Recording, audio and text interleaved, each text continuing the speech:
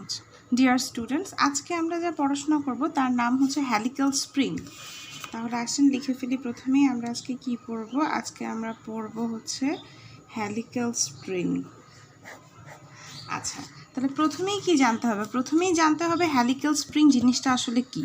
Helical spring জিনিসটা কি যদি একটু খেয়াল করি, এখানে বলেছে the helical spring is made of wire coiled in the form of a helix and are primarily resist tensile and compression load. তাহলে কি বলছে? হেলিক্যাল স্প্রিং হচ্ছে গিয়ে ওয়্যার দিয়ে তৈরি হয়। অ্যাকচুয়ালি আপনি যেই বাস্তব জীবনে স্প্রিং দেখেন, সেই স্প্রিংটাকে আসলে হেলিক্যাল স্প্রিং বলে। স্প্রিংয়ের যে শেপ, সেই স্প্রিং কী দিয়ে তৈরি হয়? ওয়্যার দিয়ে তৈরি হয়, তার দিয়ে তৈরি হয়। সেটা এমনভাবে প্যাঁচানো থাকে যেটা কিনা কি করে, in the form of a helix, হ্যালিক্সের ফর্মে। আপনি স্প্রিংয়ের যে ফর্মটা দেখেন, এই যে এরকম স্প্রিং যে এই টাইপের কিছু একটা হয়, এইটাই হচ্ছে গিয়ে হ্যালিক্স ফর্ম আর কি।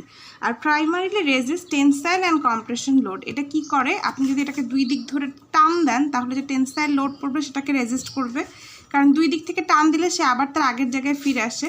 আবার যদি চাপা দেন, কম্প্রেশন লোড দেন, সে আবার কি হবে? আগের জায়গায় ফিরে আসবে। তাহলে সে কি করতেছে? রেজিস্ট করে টেনসাইল অ্যান্ড কম্প্রেশন লোড। এটা তার সংজ্ঞাটা তাহলে কি? হেলিক্যাল স্প্রিং হচ্ছে ওয়্যার দিয়ে তৈরি হয়, সেটা হচ্ছে গিয়ে হ্যালিক্স ফর্ম ক্রিয়েট করে, এবং সে কি করে? যদি দুপাশে টান দেন, টেনসাইল লোড দেন, তাহলেও সে রেজিস্ট করবে। যদি দুপাশ থেকে চাপা দেন, মানে কম্প্রেশন লোড দেন, তাহলেও সে সেটা রেজিস্ট করবে। The cross section of the wire from which the spring is made may be circular, rectangular and or square. তাহলে কি বলছে? এই স্প্রিং যেটা তৈরি করা হয় এটা সার্কুলার হয়। ওয়্যার যেটা থাকে, এই যে তারটা, এই তারটা সার্কুলার হয়, রেক্টেঙ্গুলার হয়, স্কোয়ারও হতে পারে। Helical spring have the application to resist applied load in truck, bus, robotic arm etcetera. Helical স্প্রিংয়ের হচ্ছে গিয়ে একটা অ্যাপ্লিকেশন থাকে। অ্যাপ্লিকেশনটা কি? মানে আমরা প্র্যাকটিক্যাল পারপাসে এটা বিভিন্ন ধরনের ট্রাক, বাস, আপনারা দেখবেন এই যখন কোনো ড্রাইভিং করবেন, সেখানে যে কি বলে এটাকে, যেটা দিয়ে আপনি যে ব্রেক করেন আর কি, সেগুলো কিন্তু স্প্রিংয়ের। তো ট্রাক, বাস, রোবোটিক আর্ম, সেগুলোর ক্ষেত্রে আমরা এটাকে ব্যবহার করে থাকি। এবার আমরা জানবো analysis of helical spring. Helical স্প্রিংকে কীভাবে অ্যানালাইসিস করতে হয় সেই সম্পর্কে আমরা জানবো। তাহলে এইটা সম্পর্কে জানার জন্য প্রথমেই একটু ফিগারটা দেখব। ফিগারটা হচ্ছে এই যে হেলিক্যাল স্প্রিং একটা আঁকছি, এটাকে একটু বড় করে আঁকবো। জিনিসটা অনেকটা এরকম, এটাকেই হচ্ছে কি আসলে বড় করে আঁকতেছি। এখানে যদি দেখি, এটা মনে করেন একটা এক্সিস বরাবর আপনি এ পাশে হচ্ছে পি লোড অ্যাপ্লাই করছেন। যদি এই একটা স্প্রিংকে মনে করেন এরকম, তো স্প্রিংটা এটা আর একটু বড় করে আঁকি। আচ্ছা, আবার আঁকি। এরকম যদি হয়, তাহলে এরকম যদি স্প্রিংটা হয়ে থাকে, এটা ভালো হয় না আঁকা যদিও। আচ্ছা, স্প্রিং যদি এরকম হয়ে থাকে, তাহলে জিনিসটা কেমন হবে? দেখেন, একটা স্প্রিংয়ে যদি আপনি এপাশে পি লোড অ্যাপ্লাই করেন, মানে যদি স্প্রিংকে এভাবে পি দিয়ে এপাশে টানেন, তাহলে এদিকে কি হবে? একটু মনে করে দেখেন, যদি এপাশে একটা দিককে যদি আপনি পি লোডে টান দেন, তাহলে আরেক পাশে কি হবে? এটাকে ছেড়ে দিলে কি হবে? পি লোডে টান দিলেন, ছেড়ে দিলেন, তাহলে আরেক পাশ কিন্তু আপনাকে, মানে এটাকে যদি আপনি এদিকে ধাক্কা দেন, তাহলে আরেক পাশ থেকেও এটা উল্টা পাশে ধাক্কা খাবে। একই সাথে কিন্তু স্প্রিংটা কাঁপে। যদি একটু খেয়াল করেন, স্প্রিংটা টানলে বড় হচ্ছে, প্লাস কিন্তু সে রোটেটও করে, সে কিন্তু কাঁপতে থাকে। তার মানে এখানে যখন স্প্রিংয়ে দেখেন, অন্যান্য ক্ষেত্রে কি হতো? লোড অ্যাপ্লাই করলে লোড আসতো, মোমেন্ট অ্যাপ্লাই করলে রেজিস্টিং মোমেন্ট আসতো। কিন্তু যদি স্প্রিংয়ের ক্ষেত্রে চিন্তা করেন, স্প্রিংকে যখন আপনি এক পাশ বরাবর টান দিবেন, তখন অবশ্যই আরেক পাশে বিপরীত ফোর্স ক্রিয়েট হবে তাকে সেম জায়গায় নিয়ে যাওয়ার জন্য। একই সাথে স্প্রিং কিন্তু স্থির থাকে না, স্প্রিংকে টানার পরে ছেড়ে দিলে কিন্তু স্প্রিং কাঁপতে থাকে। তার মানে কি? সেখানে রোটেশনও ক্রিয়েট হয়। সুতরাং স্প্রিংয়ে যখন আপনি একটা ফোর্স পি দিবেন, তখন অপোজিট পাশে একটা রেজিস্টিং ফোর্স ক্রিয়েট হবে এবং একটা টর্ক ক্রিয়েট হবে। এখন যদি খেয়াল করেন, এই হচ্ছে ফোর্স পি, এটা যদি এই সেন্টার থেকে এখানকার পর্যন্ত দূরত্ব কত? সেন্টার থেকে ডিস্টেন্স হচ্ছে, এটা ডিস্টেন্স হচ্ছে আর, তাহলে এইটা টর্কটা কত? পি আর, আর এই পি কত হবে? পি। দ্যাট মিনস কি বলতে চাইলাম, একটা স্প্রিংকে যদি আপনি এক পাশ থেকে টানেন, প্র্যাকটিক্যালি দেখতে পাবেন যে সে তখন কি করবে? টান দিয়ে ছেড়ে দিলে তারপরে সে সেম জায়গায় ফিরে যাওয়ার জন্য বিপরীত পাশে সমপরিমাণ ফোর্স ক্রিয়েট হবে। একই সাথে স্প্রিং কিন্তু স্থির অবস্থায় থাকে না, সে তাকে যখন আপনি টানবেন তখন এটার মধ্যে রোটেশন ক্রিয়েট হয়, এটা কাঁপতে থাকে, রোটেট করতে থাকে, যে কারণে এখানে একটা টর্কও ক্রিয়েট হবে। এখন এই যে রেজিস্টিং ফোর্স পি, তার মান কি হবে অ্যাপ্লাইড ফোর্স পি এর সমান, এবং আপনার যে টর্কটা ক্রিয়েট হয়েছে সেই টর্কটা কি হবে, এই যে আপনার রেজিস্টিং ফোর্স, সেই ফোর্স এই পি মানে আসলে টর্ক কি, টর্ক একটা মোমেন্ট, যার সমান সমান কী হবে বল ইন্টু দূরত্ব। তাহলে বল কি আমার পি, এই যে পি যেটা অ্যাপ্লাই করছেন অথবা রেজিস্ট করছেন সেটা, এবং এখান থেকে এইটার মধ্যবর্তী দূরত্ব, এই দুটো ফোর্সের মধ্যবর্তী দূরত্ব যদি ক্যাপিটাল আর হয়, তাহলে এটা কত হবে টি ইজ ইকুয়ালস টু পি আর। একটু দেখেন এই আরটা আসলে কি, এই আরটা হচ্ছে এই যে আপনি এই পুরো হ্যালিক্সের যে শেপটা, এটার যে এটা একটা সার্কুলার শেপ হইলো না, এই সার্কুলার শেপের আর হচ্ছে এটা, এইটার সার্কুলার। আচ্ছা, এখন দেখেন এখানে কি বলছে, একই কথা বলছে, according to figure the spring is subject to tensile load P. তাহলে টান দিচ্ছেন, টেনসাইল লোড পি অ্যাপ্লাই করছেন এখানে। The spring has wire diameter D. এখন আপনি যদি এই স্প্রিংটা একটা, এই স্প্রিংকে যদি আলাদা করে হিসাব করেন, এই স্প্রিংয়ের নিজস্ব ডায়ামিটার হচ্ছে small D and coil radius. এই যে একটা কথা হচ্ছে এই স্প্রিং যেটা, স্প্রিংকে যদি আপনি আলাদা করে নিয়ে আসেন, স্প্রিং নিজেও একটা সার্কুলারটাকে যদি আপনি সোজা করেন এই ওয়্যারটাকে, এই ওয়্যারটাও দেখতে হচ্ছে এরকম, মানে এখানে আপনি একটা সার্কেল দেখতে পাবেন, তাহলে এইটার ডায়ামিটার হচ্ছে ডি। আর এই ওয়্যারটা এখানে এরকম পেঁচানো অবস্থায় আছে, সুতরাং সার্কুলার সেকশনে আছে, সেই কোয়েলের রেডিয়াস হচ্ছে আর, মানে স্প্রিং যেটা এটার নিজস্ব রেডিয়াস হচ্ছে ডি, আর এটা যে পেঁচানো অবস্থায় আছে এটার রেডিয়াস হচ্ছে, এটার ডায়ামিটার হচ্ছে ডি, এবং এই কয়েলটা যে পেঁচানো অবস্থায় আছে এই জিনিসটার রেডিয়াস হচ্ছে আর। আচ্ছা, the helix angle or pitch, এই যে এই অ্যাঙ্গেলগুলো যেগুলো ক্রিয়েট করতেছে, এই অ্যাঙ্গেলগুলো হচ্ছে আর so small that the spring is considered as laying on the plane perpendicular to its axis. এখানে যে অ্যাঙ্গেলটা ক্রিয়েট হচ্ছে, এই অ্যাঙ্গেলগুলো হচ্ছে খুবই স্মল। আচ্ছা, তারপরে কি বলছে, the applied force P is resisted by corresponding resisting force P R. এই যে পি ফোর্স আছে এটা রেজিস্ট করতেছে এই corresponding resisting force P R, and আর torque T R equals to P R, এবং একটা টর্ক ধরেন রেজিস্টিং, তো তাই এটার নাম ধরেন টি আর লিখলাম, সমান সমান এই টি আর সমান সমান কি P R. So the stress and any section will be summation of direct force and torsional force. তাহলে একটু জিনিস খেয়াল করেন যে এখানে যে আপনার রেজিস্টিং ফোর্স আসলে কতটুকু, তাহলে টোটাল স্ট্রেস কতটুকু, এই স্ট্রেস কতটুকু উৎপন্ন হচ্ছে, এই যে ডিরেক্ট ফোর্স তার জন্য যে স্ট্রেস হবে সেটা, এবং এই টর্কের জন্য যে স্ট্রেস হবে তা, এই দুটাকে যদি যোগ করেন তাহলে কি পাবেন, টোটাল স্ট্রেস পাবেন। তাহলে প্রথমে দেখি এই ফোর্সের জন্য হচ্ছে আমার কতটুকু স্ট্রেস ক্রিয়েট হয়েছে। স্ট্রেস সমান সমান আমরা কি জানি, স্ট্রেস সমান সমান জানি হচ্ছে ফোর্স বাই এরিয়া। তাহলে এখানে ফোর্স পি, এরিয়া কত, এটা একটা সার্কুলার সেকশন তাই না, এই ওয়্যারটা হচ্ছে একটা সার্কুলার জিনিস, এই ওয়্যারের এখানকার ডায়ামিটার কত বলছি ডি। আচ্ছা, তাহলে এইটার এরিয়া কত, এটার এরিয়া হচ্ছে পাই বাই 4 ডি স্কোয়ার। তাহলে সমান সমান করলে এটা কি হবে, 4কে যদি উপরে লিখেন 4p by pi D square, তাহলে কি পেলাম, এটা ডিরেক্ট শেয়ার স্ট্রেসের জন্য টাউ 1 পেলাম 4p by pi D square. এটা কার জন্য পেলাম, এই ফোর্সের জন্য পেলাম। এবার আরেকটা কি দেখতে হবে, এই টর্কের জন্য আমার টর্শনাল স্ট্রেস কি ক্রিয়েট হচ্ছে। দেখেন আমরা যখন সলিড শ্যাফট পড়ছিলাম, এটাকে যদি আলাদাভাবে চিন্তা করেন, এই স্প্রিংটা কিন্তু একটা সলিড শ্যাফট, এটার ভেতরে কিন্তু ফাঁপা না, এটা কিন্তু পুরাটাই ফিল আপ করা। আমরা আগের ক্লাসে এটা যদি টাউ 1 নাম দিই, এটাকে যদি টাউ 2 নাম দিই, আমরা যখন সলিড শ্যাফট পড়ছিলাম তখন শিখছিলাম tau equals to T R by J, কার জন্য, টর্কের জন্য tau equals to T R by J, যে সমান সমান সলিড শ্যাফটের জন্য শিখছিলাম pi D to the power 4 by 32। যদি এই মানটাকে এখানে বসায় দেন তাহলে আমরা পাই 16 P R by pi D cube. এটা একটু করে দেখবেন, এই মানটা এখানে বসাবেন, বসায় দেখবেন যে এটা আসে কিনা। আর টি এর মান কত, টি এর মান হচ্ছে পি আর, এটা হচ্ছে রেডিয়াস, এটা হচ্ছে আর কি, এই রেডিয়াস আর। মানগুলা বসাবেন, বসায় দেখবেন যে এই মানটা আসে কিনা, এই দুইটা মান বসায় দেখবেন। তাহলে এই দুইটা মান বসলে দেখতে পাবেন এখানে 16 P R by pi D cube আসছে। তাহলে টোটাল টর্ক কত হবে, টোটাল টর্ক হবে এটা যোগ এটা, টাউ 1 যোগ টাউ 2 সমান সমান কত, 4p by pi D square plus কত 16 P R by pi D cube.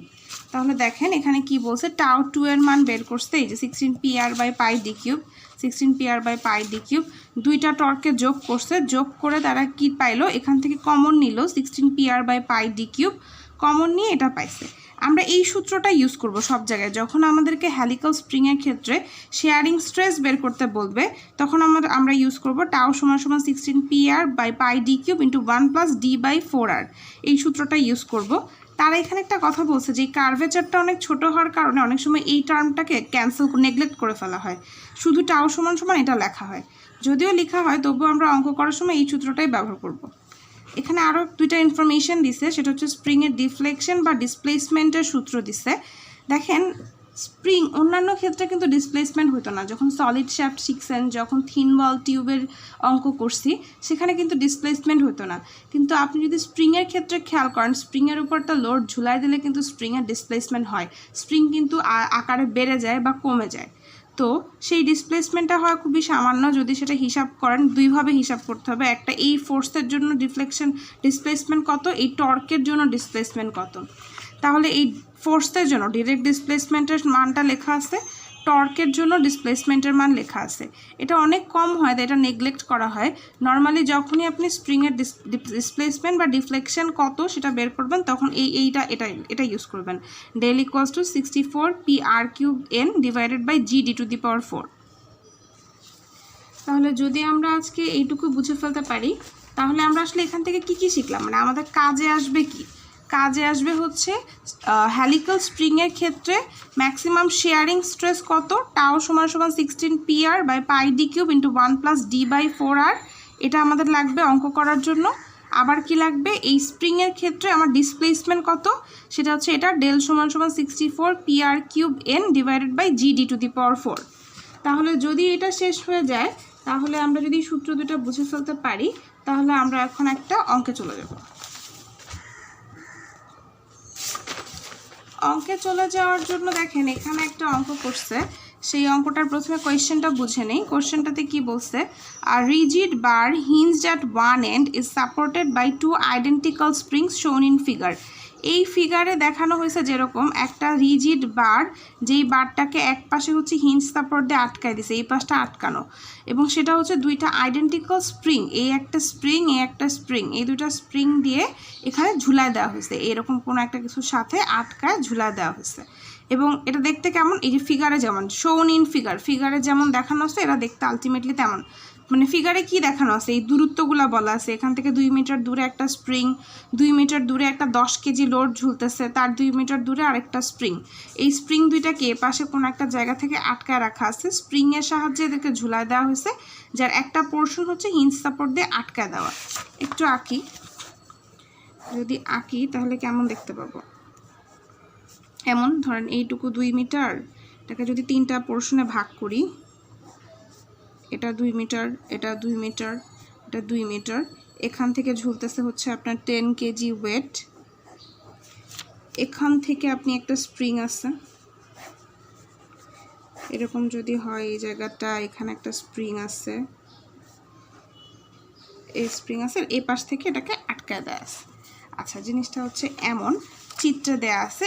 এখন আর কি বলা আছে দেখেন, each spring consist of 20 turns, মানে প্রত্যেকটা স্প্রিং হচ্ছে 20টা টার্ন আছে। আচ্ছা, একটা জিনিস একটু দেখেন, এখানে যখন শিখছিলেন 64 PR³N, এখানে কোনটা কি সেটা কি জানি, পি হচ্ছে ফোর্স, আর হচ্ছে রেডিয়াস, কোন রেডিয়াস আর, এই যে এই রেডিয়াস হচ্ছে আর, এন হচ্ছে টার্ন সংখ্যা, এখানে কয়টা এরকম প্যাচ খাইছে সেই টার্ন সংখ্যাটা, জি হচ্ছে মডুলাস অফ ইলাস্টিসিটি, যেটার মান আপনাকে দিয়ে দিবে। আচ্ছা, আর ডি হচ্ছে ডায়ামিটার, কার ডায়ামিটার, এই যে এই ডায়ামিটারটা, এইটা হচ্ছে আর, এটা হচ্ছে ডি। আচ্ছা, তাহলে আপনাকে এখানে বলতে যে স্প্রিং, এই দুইটা স্প্রিংয়ে, প্রত্যেকটা স্প্রিংই কনসিস্ট করতেছে 20টা টার্ন নিয়ে। মনে করেন আমি এই স্প্রিংয়ের নাম দিলাম 1, এই স্প্রিংয়ের নাম দিলাম 2, তাহলে তারা কি বলছে, N1 সমান সমান 20, আবার N2 সমান সমান কত, আচ্ছা এই পাশে লিখি, N1 সমান সমান 20, আবার N2 সমান সমানও হচ্ছে গিয়ে 20, দুপাশে ওদের মানগুলো লিখি।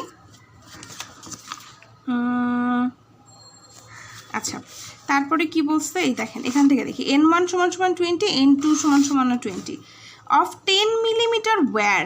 তাহলে এই যে ওয়্যারটা, স্প্রিংয়ের যে ওয়্যার, এই ওয়্যারটা কত, 10 millimetre wire, having a mean diameter of 150 millimetre. মানে আপনার এই যে ওয়্যারটা, এই ওয়্যারটার ডায়ামিটার কত বলছে, এই ওয়্যারের ডায়া কত বলছে, ডায়া বলছে 10 মিলিমিটার। সুতরাং D1ও 10 মিলিমিটার, D2ও হচ্ছে গিয়ে কত 10 মিলিমিটার। এখন কি বলছে, having a mean diameter of 150 millimetre. Mean diameter কোনটা, এই যে এখানকার মিন ডায়া ক্যাপিটাল ডি, তারা আর দেয় নেই কিন্তু ডায়া দিচ্ছে 150 মিলিমিটার 150 মিলিমিটার। আচ্ছা, এখন তারা বলছে compute maximum shearing stress in the spring. তার মানে আপনাকে কি করতে হবে, এই ফর্মুলাতে যেতে হবে, ম্যাক্সিমাম শেয়ারিং স্ট্রেস বের করতে হবে। তার মানে এই ফর্মুলাতে সকল মান বসায় আপনাকে এই টাওয়ের মান, ম্যাক্সিমাম শেয়ারিং স্ট্রেসের মান বের করতে হবে। এখন আপনি যদি এই ফিগারটার একটা যদি আমি ফ্রি বডি ডায়াগ্রাম আঁকি, যে এখান থেকে যদি ফ্রি বডি ডায়াগ্রাম আঁকি, কি দেখতে পাবো দেখেন তো। এখান থেকে একটা স্প্রিং ঝুলতেছে, এটাকে এখান থেকে তো শুরু জিনিসটা এরকম, তো এখান থেকে একটা স্প্রিং ঝুলতেছে। তার মানে তাকে এখানে জিনিসটা কেমন হবে দেখেন, আপনি যখন এখানে একটা 10 কেজি লোড ঝুলাই দিবেন তখন স্প্রিং তো বাড়ে, তাই না, ডিসপ্লেসমেন্ট হয়। এখানে আটকায় আছে, সে কি এভাবে ঝুলে পড়বে না 10 কেজি লোডের জন্য? খেয়াল করেন তো, এখানে তো সে আটকায় আছে, এখান থেকে তো সে নড়তে পারবে না, যেহেতু সেখানে আপনি হিন্ট সাপোর্ট দিয়ে আটকায় দিয়েছেন। স্প্রিং দিয়ে যখন আটকাবেন, আপনি যদি প্র্যাকটিক্যালি চিন্তা করেন, এখানে যদি লোড ঝুলাই দেন, স্প্রিং কিন্তু বেড়ে যাবে, বেড়ে গেলে সে কিন্তু দেখতে এরকম হয়ে যাবে। তো সে যদি দেখতে এরকম হয়ে যায় তাহলে জিনিসটা কেমন হবে দেখেন, আমরা যদি এখানে আঁকি, সে দেখতে কেমন হয়ে যাবে, এমন হয়ে যাবে। এখানে আটকানো, এই যে এই বরাবর আটকানো, তাহলে এই স্প্রিং বরাবর তার একটা ডিসপ্লেসমেন্ট হচ্ছে, এতটুকু দূরত্ব বাড়ছে, এই স্প্রিং বরাবর সে এতটুকু দূরত্ব বাড়ছে, আর এই 10 কেজি বরাবর সে এরকম বাড়ছে, তাই তো। তার মানে জিনিসটা অনেকটা এরকম, জিনিসটা এরকম হবে। এটা কেন হবে বুঝছি তো, এখানে আটকানো, স্প্রিং দিয়ে ঝুলাই দিয়েছেন, এখানে যেহেতু লোড দিয়েছেন সে এভাবে ডিসপ্লেস করবে। তাহলে তার পরিবর্তিত শেপ হচ্ছে এটা তার বর্তমান শেপ হচ্ছে এটা। তো এটা কখন হয়েছে, যখন এই 10 কেজি লোডটা কি করছে, এই বরাবর নিচের দিকে কাজ করছে। তাহলে 10 কেজি লোড যদি নিচের দিকে কাজ করে, এখানে লোড কত হয়েছে, F = mg, m কত 10 আর g কত 9.81। তাহলে এখানে আসলে লোড কত কাজ করছে, 98.1 নিউটন। আর এই স্প্রিং দুইটা কি এখানে আটকানো আছে, তাহলে স্প্রিংরা কি করছে, উপরের দিকে ফোর্স দিছিল তাকে, উপরের দিকে ধরে রাখার চেষ্টা করছিল তাকে। তাহলে স্প্রিংয়ের ফোর্সটা কোন দিকে কাজ করছে, উপরের দিকে। ধরে নিলাম এটার নাম P1, এটার নাম P2। জিনিসটাকে যদি আমি আবার আঁকি, একটু খেয়াল করেন, জিনিসটাকে যদি আরেকবার আঁকি, ওই জায়গাটা অনেক ঘিজিবিজি হয়ে গেছে। এই একটা স্প্রিং দেওয়া আছে, এই একটা স্প্রিং দেওয়া আছে, এখান থেকে আটকানো আছে, এই জিনিসটাকে আপনি এই বরাবর আটকায় দিয়েছেন, আর এখানে একটা 10 কেজি লোড ঝুলতেছে। এখান থেকে যেহেতু একে আটকাই দিয়েছেন, নর্মাল কেসে কি হবে, 10 কেজি নিচের দিকে ফোর্স দিবে, স্প্রিং দুইটা তাকে উপরের দিকে ফোর্স ক্রিয়েট করে কি করবে, উপরের দিকে ধরে রাখার চেষ্টা করবে। যেহেতু আপনি 10 কেজি লোড দিচ্ছেন এবং স্প্রিং দিয়ে তাকে আটকায় দিয়েছেন, সে ডিসপ্লেস করে সে এরকম হয়ে যাবে দেখতে। তাহলে জিনিসটা দেখতে এখন নতুন করে দেখতে কেমন হয়ে গেল, নতুন করে দেখতে সে এরকম হয়ে গেল। এখানে কি ফোর্স কাজ করতেছিল, এই 10 কেজি ফোর্সের নিচের দিকে কাজ করতেছিল, যার মান বের করছি 98.1, এবং এখানে এই দুইটা ফোর্স উপরের দিকে কাজ করতেছিল, তাই না, এই যে এই বরাবর এই দুইটা ফোর্স উপরের দিকে কাজ করছে, 2 মিটার 2 মিটার 2 মিটার। এটার নাম দিলাম P1, এটার নাম দিলাম P2।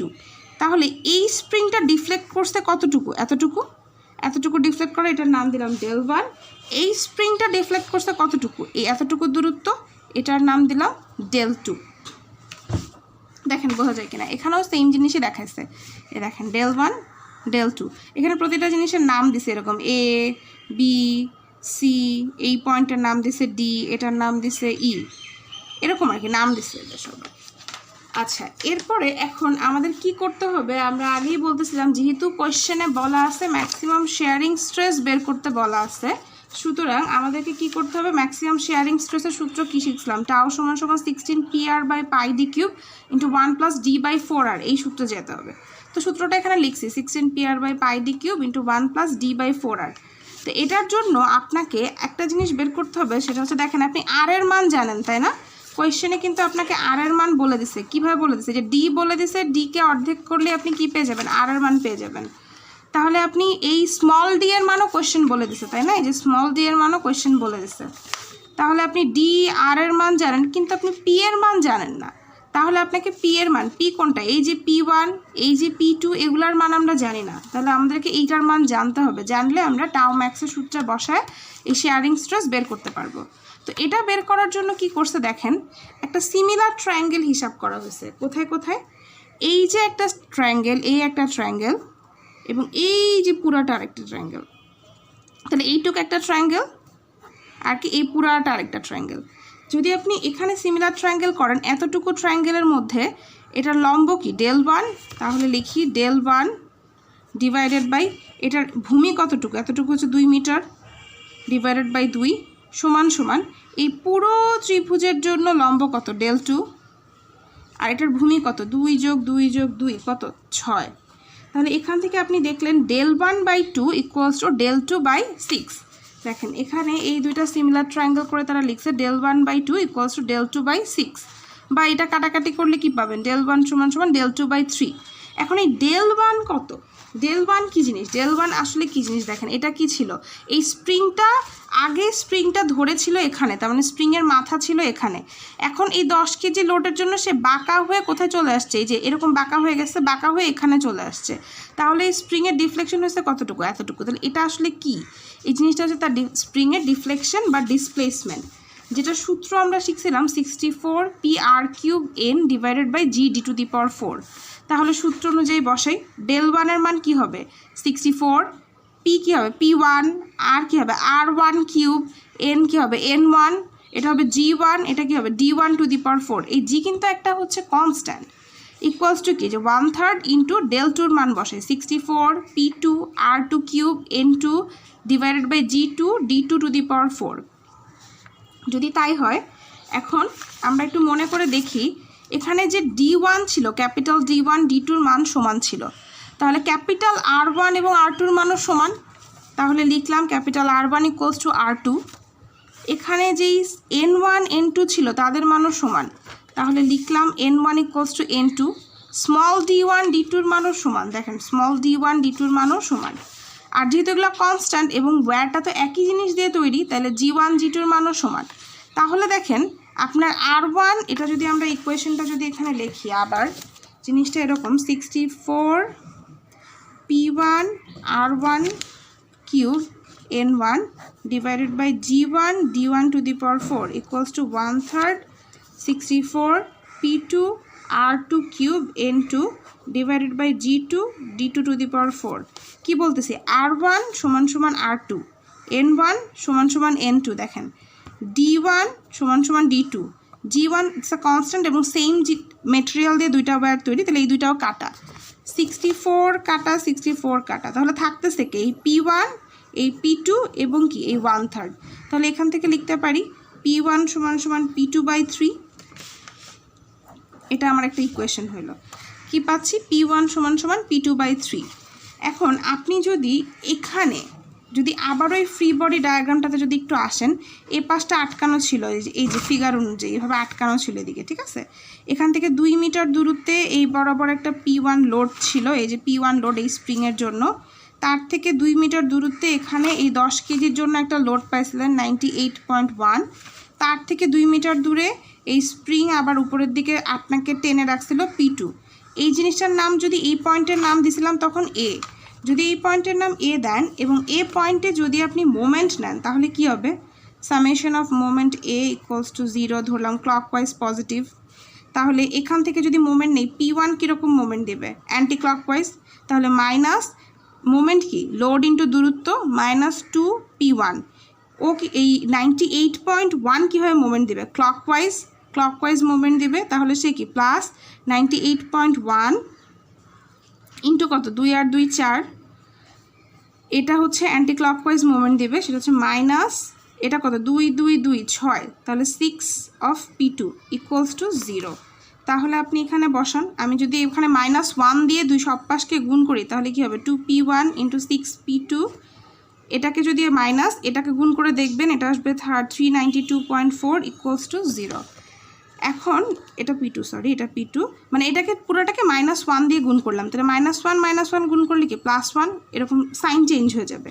দেখেন আপনি এখানে কি পাইছিলেন P1 সমান সমান P2/3, তাহলে বসান P1 এর জায়গায় P2/3 বসান, প্লাস 6 অফ P2 বসান, -392.4 ইকুয়ালস টু 0 বসান। তাহলে এখান থেকে আপনি P2-র মান পাবেন 58.86 নিউটন। দেখেন এখানে শুধু P2-ই আননোন, এখন যোগ বিয়োগ করে ভাগ করলেই P2-র মান বেরোয় যাবে। এই P2 মানকে যদি আপনি এই ইকুয়েশনে বসায় দেন তাহলে আপনি P1 এর মান পাবেন 19.62 নিউটন, যখন এই P2 মানকে এই যেখান থেকে বসাই দেবেন এখানেও দেখেন জিনিসটা সেম কাজ করা হয়েছে, করে এখান থেকে P1 এর মান পাওয়া গেছে 19.62, P2 এর মান পাওয়া গেছে 58.86। তাহলে আমরা এখন কি করব, তাহলে আমাদের কাজ হবে P1 P2 এর মান পেয়ে গেছি, আমাদের উদ্দেশ্য হচ্ছে গিয়ে কি বের করা, আমাদের উদ্দেশ্য হচ্ছে গিয়ে ম্যাক্সিমাম শেয়ারিং স্ট্রেস বের করা। তাহলে আসেন আমরা এখন সূত্রে চলে যাই। প্রথমেই চলে যাই এই যে প্রথম স্প্রিংয়ের জন্য, এই যে স্প্রিংয়ের নাম দিছিলাম 1, এই 1 স্প্রিংয়ের জন্য আমার শেয়ারিং স্ট্রেস কত, টাও। সূত্র কি ছিল, 16pr/πd³ 1 + d⁴r। তাহলে 16p কি হবে, P1 এক নাম্বারের জন্য আপনি যেইটা পাইলেন P1 এর মান যা পাইছেন 19.62, আর কত, আর হচ্ছে আপনি জানেন ক্যাপিটাল D1 হচ্ছে 150, আর কত 150/2 / পাই, স্মল d কত জানেন আপনি 10, তাহলে 10³ × 1 + স্মল d 10, 4 ক্যাপিটাল আর কত এই d 150 তার অর্ধেক। তাহলে আপনি এখান থেকে পেলেন প্রথম স্প্রিংয়ের জন্য টাও ফর স্প্রিং 1 একটা এত এমপিএ। তারপর টাও ফর স্প্রিং 2তে কী হবে, এই P2 এর মান বসবে এই সেকেন্ড P2 যেটা পাইছেন সেটা, এই যে এই P2 যেটা পাইছেন, P2 যা পাইছেন তা বসান, সব সেম বসালে আপনি সেকেন্ড স্প্রিংয়ের জন্য হচ্ছে গিয়ে শেয়ারিং স্ট্রেস পেয়ে গেলেন। এখন কি করতে পারেন আপনি, তাহলে আপনি বের করে ফেলতে পারলেন প্রত্যেকটা স্প্রিংয়ের জন্য হচ্ছে আপনার sharing stress, maximum shearing stress কত। তাহলে আমাদের অঙ্ক শেষ হয়ে গেল। এখন এখানে আমাদের হেলিক্যাল স্প্রিংয়ের পড়াশোনা শেষ হইলো। এখন আপনাদের জন্য একটা অ্যাসাইনমেন্ট আসছে, এই যে অ্যাসাইনমেন্টটা দেখেন, এই অঙ্কটা আপনারা হচ্ছে করে আমাকে একটা সুন্দর একটা কাগজে করবেন। সেই কাগজের উপরে প্রতিটা পেজে আপনাদের যদি অ্যাসাইনমেন্টটা করতে 3টা পেজ লাগে, তাহলে 3টা পেজের উপরেই আপনাদের রোল নাম্বার এবং সিগনেচার করতে হবে। যদি আপনি অ্যাসাইনমেন্ট জমা দেন, এমন অ্যাসাইনমেন্ট জমা দেন যেখানে যার উপরে আপনার রোল নাম্বার এবং সিগনেচার নাই, প্রতিটা পেজের উপরে যদি রোল নাম্বার এবং সিগনেচার না থাকে তাহলে কিন্তু অ্যাসাইনমেন্টটা ক্যান্সেল হয়ে যাবে। এবং ফ্রন্ট পেজ একটা দিবেন, সেই ফ্রন্ট পেজে আপনার নাম, সেকশন, রোল লিখবেন এবং অবশ্যই আপনার মোবাইল নাম্বার লিখবেন, যেই মোবাইল নাম্বারে আপনাকে ফোন করলে পাওয়া যাবে। তো এইভাবে আপনি একটা অ্যাসাইনমেন্ট রেডি করে সেটার ছবি তুলে PDF করে আমাকে হচ্ছে এটা জমা দেবেন। জমা দেওয়ার লাস্ট ডেট কবে সেটা বলি, যেহেতু নেক্সট উইকে এক্সামের পরে হচ্ছে গিয়ে যেই দিন আপনাদের সাথে আমার এক্সামের পর ক্লাস হবে, যদি ঈদের পরে ক্লাস হয়, যেই দিন ক্লাস হবে ওই দিন হচ্ছে অ্যাসাইনমেন্ট জমা দেওয়ার লাস্ট ডেট। এটা হচ্ছে গিয়ে আপনাদের অ্যাসাইনমেন্টটা আপনারা পরীক্ষার আগেই করে ফেলবেন এবং পরীক্ষার আগেই করে রেডি করে ফেলবেন, কারণ এগুলা পরীক্ষার অঙ্ক থাকবে, মিড পরীক্ষার সিলেবাস থেকে তো অ্যাসাইনমেন্ট দিচ্ছি। তাহলে ধন্যবাদ সবাইকে।